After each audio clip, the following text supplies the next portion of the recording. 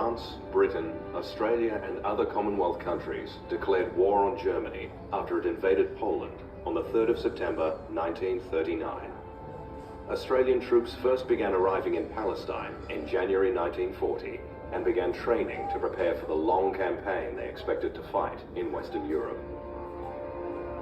However, after the fall of France in June 1940 and the formation of the pro-German Vichy French regime soon afterwards, the Australians were ordered to remain in the Middle East to protect the Suez Canal.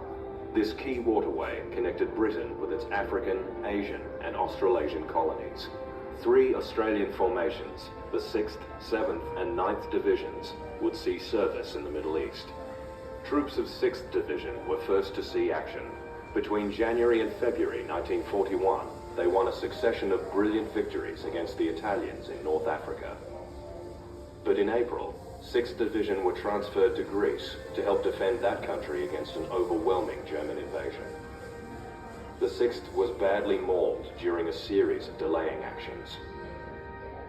Fighting on the Greek mainland was followed by a valiant but ultimately unsuccessful effort to defend 3 key airfields on the island of Crete against a German airborne invasion in May.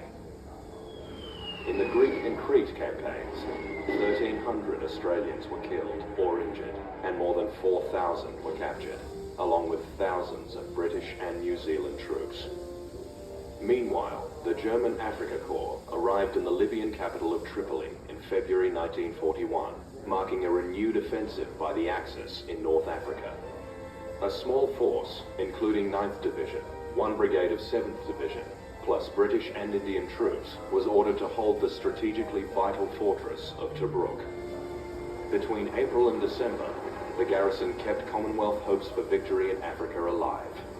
Royal Navy convoys kept the garrison supplied, and many Australian vessels sailed with the so-called Tobruk ferry service. The remaining 2 brigades of 7th Division and other Australian units had been sent to seize the Vichy French colonies of Syria and Lebanon.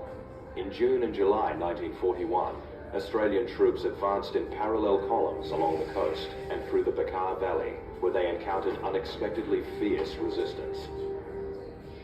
The entry of Japan into the war in December 1941 saw the return to Australia of 7th and 6th Divisions.